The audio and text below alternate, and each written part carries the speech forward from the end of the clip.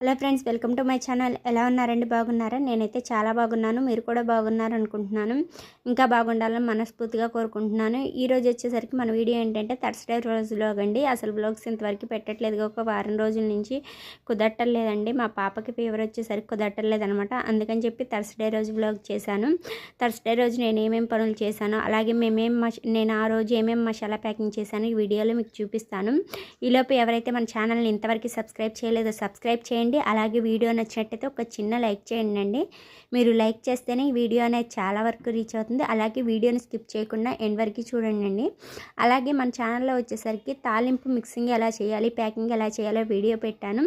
అలాగే కొంతమందికి నన్ను కామెంట్లో అడిగిన కామెంట్స్కి కూడా రిప్లై ఇచ్చాను. ఇంతవరకు ఆ వీడియో ఎవరైనా చూడకపోతే ఒకసారి వెళ్ళి చూసేయండి. అలాగే నేను థర్స్డే రోజు వచ్చేసరికి మా పాప లంచ్ బాక్స్ కోసం అని చెప్పి టమాటా పప్పు చేశాను. ఇంకా టమాటా పప్పు కుక్కర్లో వేసేసరికి కుక్కర్ని మొత్తం పొంగిపోయిందనమాట. ఇంకా గ్యాస్ కూడా క్లీన్ చేసేసి టమాటా పప్పు అవ్వగానే తాలింపు అనేది వేసేసానండి.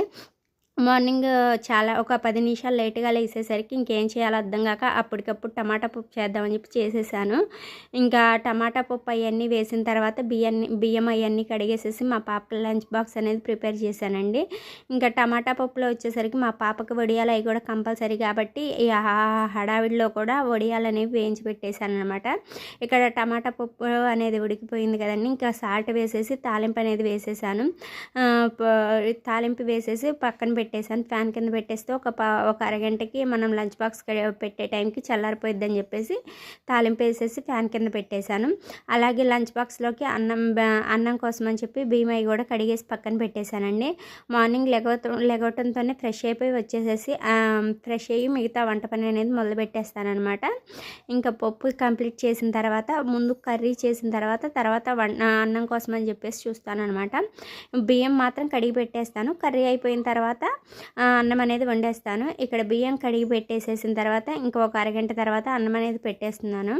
అన్నం ఉడికిన తర్వాత అన్నం చల్లారాలని చెప్పేసి ప్లేట్లో పక్కన పెట్టేస్తానండి. అన్నం చల్లారిన తర్వాత ఇంకా మా పాపని రెడీ చేసేసి ఇంకా స్కూల్ కోసం రెడీ చేయాలి కాబట్టి ఇంకా రెడీ చేసేసిన తర్వాత తనకి ఏ టిఫిన్ కావాలంటే ఆ టిఫిన్ వేసి పెడతాను.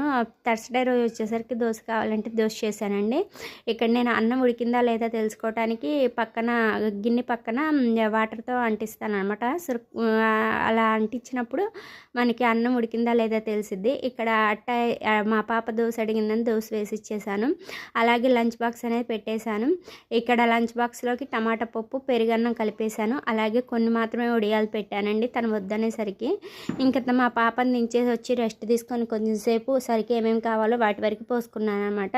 ఒక 6 అట్ల తాలింపు కావాలని చెప్పి ఆ తాలింపు పోసేసాను. అసలు ఈ మిక్సింగ్ ఎలా కూడా చేయాలో కూడా నేను వీడియో పెట్టానండి. తాలింపు మనం మిక్సింగ్ అనేది కొలత ప్రకారం చేసుకోవాలి. ఎందుకంటే సరిగ్గా మిక్సింగ్ కొన్నిట్లో కవర్లో పచ్చిపప్పు ఎక్కువ పడతాయి, కొన్నిట్లో సాయమినపప్పు ఎక్కువ పడతాయి. అలా కాకుండా మనం ఈక్వల్గా చేసుకుంటా మనం తాలింపు అనేది ప్యాకింగ్ చేసుకోవాలి. తాలింపు ప్యాకింగ్ కొంచెం కష్టంగానే ఉంటుంది, కాకపోతే మనం మిక్సింగ్ చేసుకుంటా మనం ప్యాకింగ్ చేసుకోవాలండి. ఇక్కడ నేను తాలింపు అనేది పోసేసేసి ఇంకా సీలింగ్ వేసేస్తున్నాను అనమాట. ఇంకా సీలింగ్ వేసేసి షీటుకు కొట్టేయటమే. ఒక 6-7 అట్లా కావాల్సి వస్తే పోసానండి. థర్స్డే రోజు వచ్చేసరికి ఒక 3 ఐటమ్స్ మాత్రమే పోయాల్సి వచ్చింది. మిరియాలు, తాలింపు, అలాగే ధనియాలు, ఈ 3 ఐటమ్స్ వరకే పోయాల్సి వచ్చిందనమాట. వాటి వరకు పోసి చేశాను. పోసి పక్కన పెట్టేశాను. మా హస్బెండ్ వాటికి పంచింగ్ చేసేసుకుంటారనమాట. ఇక్కడ నేను తాలింపు మొత్తం కంప్లీట్ అయిపోయింది, సీలింగ్ చేసేస్తున్నాను. ఈ తాలింపుకి కూడా కవర్లు 4 సైజు కవర్లు అండి. నేను ప్రతి దాంట్లో వీడియోలో చెప్తున్నాను. అలాగే తాలింపు అట్టలకి ఏ అట్టలకు కొడతారంటే 8-11 సైజు అట్లకు అనేవి కొడతాము. అలాగే పిన్లు వచ్చేసరికి 2 పిన్లు అనేవి కొట్టాలండి. ఒక పిన్ను కొడితే ప్యాకెట్ అనేది నిలవదనమాట. అలాగే షీట్కి వచ్చేసరికి పైన పంచింగ్ చేసేసి తాడు కడితే షీట్ అనేది చాలా నీట్గా ఉంటుంది.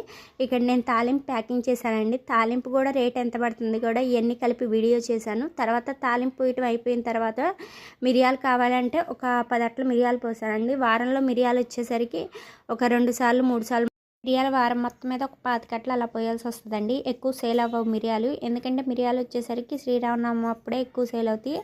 అలాగే వింటర్ సీజన్లో ఎక్కువ సేల్ అవుతాయి అనమాట.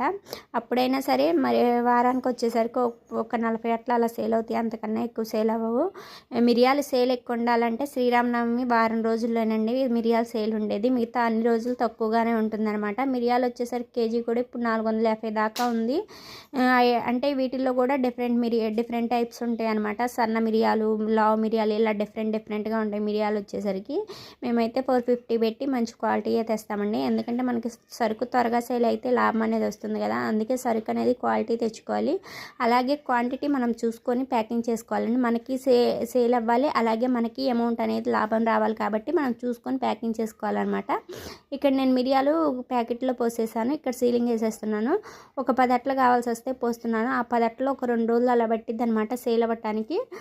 కాకపోతే ఒకేసారి 10 అట్లు పోస్తాను, ఎప్పుడన్నా ఒకసారి కాబట్టి అని చెప్పి 10 అట్లు పోస్తాను అనమాట. వారానికి వచ్చేసరికి ఒక 25 అట్లు అలా మాత్రమే ప్యాకింగ్ చేయాల్సి వస్తుంది మిరియాల తర్వాత ఇంకా ధనియాలు ఒక 4 అట్లు కావాలంటే ధనియాల వరకు పోసాను. ఈ 3 ఐటమ్స్ ఆ రోజు వరకు పోయాల్సి వచ్చింది. మ్యాక్సిమం చాలా తక్కువ ఐటమ్స్ పోయాల్సి వస్తుంది.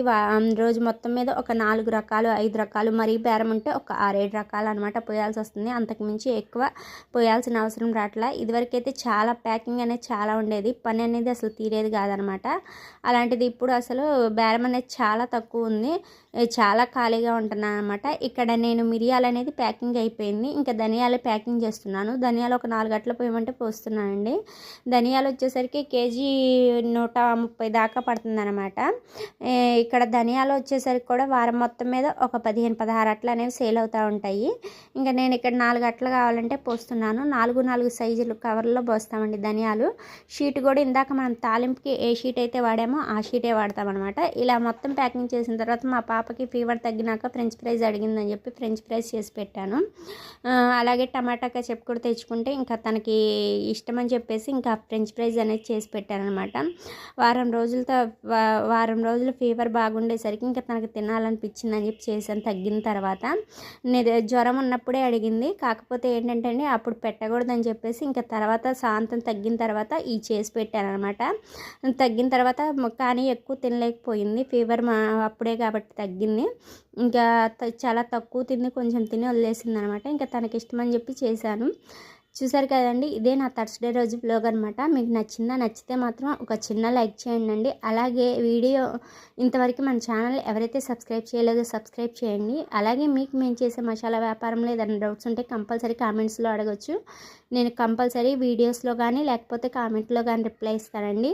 వీడియో నచ్చినట్టయితే ఒక చిన్న లైక్ చేయండి. బాయ్.